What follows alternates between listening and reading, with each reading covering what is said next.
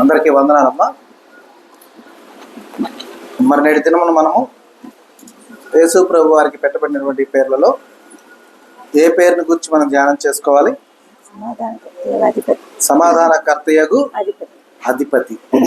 మరొకసారి చూడండమ్మా, యెషయా గ్రంథము 9వ అధ్యాయము 6వ వచనం చూడండి. ఏలయనగా మనకు శిశువు పుట్టెను, మనకు కుమారుడు అనుగ్రహింపబడెను, ఆయన భుజం మీద రాజ్యభారం ఉండను. ఆశ్చర్యకరుడు, ఆలోచనకర్త, బలవంతుడైన దేవుడు, నిత్యుడగు తండ్రి, సమాధానకర్తయగు అధిపతి అని అతని పేరు పెట్టబడును.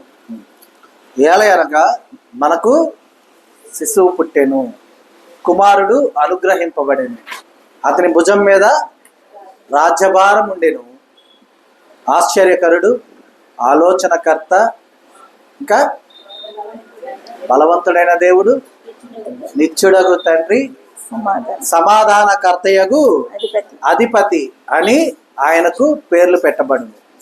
కాబట్టి మనం గమనించాలి, మన కొరకు రారాజుగా వచ్చినటువంటి ఆయన సమాధానకర్తయగు అధిపతిగా మన మధ్య నివసించి నిలిచి యుగయుగాలు మనతో ఉన్నటువంటి ఆ యొక్క విధానము ఏ రీతిగా జరిగింది, మనకు దేవునికి మధ్య సమాధానం ఏ విధంగా ఏర్పరచబడింది అనేటటువంటి కొన్ని విషయాల్ని పరిశుద్ధ గ్రంథం నుండి మనం ధ్యానం చేసుకుందాం. అయితే ఈ సమాధానపరచటం, సమాధానము అనేటటువంటి ఆ విషయము ఎలాంటిదో తెలుసా? మనంతా కూడా చాలా ఈజీగా అనుకుంటాం.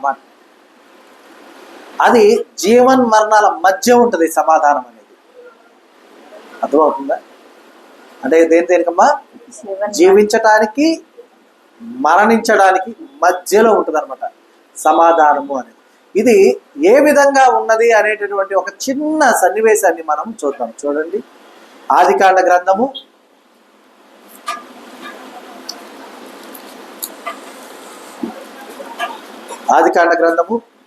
32వ అధ్యాయము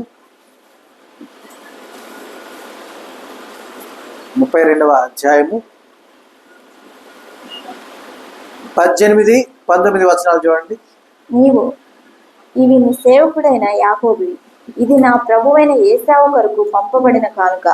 అదిగో అతడు మా వెనుక వచ్చుచున్నాడని చెప్పుమని ఆజ్ఞాపించును. అట్లా అతడు నేను ముందుగా పంపుచున్న కానుక వలన అతని సమాధానపరిచిన తరువాత నేను అతని ముఖము చూచిదను. అప్పుడు అతడు ఒకవేళ నన్ను కటాక్షించుననుకొని మీరు ఏశావును చూచినప్పుడు ఆ చొప్పున అతనితో చెప్పవలనని. ఇక్కడ ఇద్దరున్నారు, ఒకరు యాకోబు, మరి ఒకరు ఏశావు. వీరిద్దరి మధ్యన గొడవలేమి లేవు. ఉన్నాయా? యుద్ధాలు ఏమైనా జరిగినాయా? ఏమీ లేదు. కానీ ఇక్కడ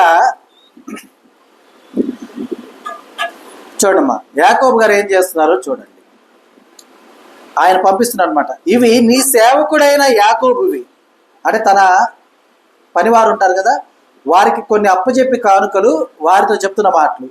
ఇవి నీ సేవకుడైన యాకోబువి, ఇది నా ప్రభు అయిన ఏశావు కొరకు పంపబడిన కానుక. ఇదిగో అతడు మా వెనక వచ్చుచున్నాడని చెప్పమని ఆజ్ఞాపించాను. ఎవరితో చెప్పమన్నాడు? ఏశావుతో చెప్పమన్నాడు. ఎందుకు చెప్పమన్నాడు?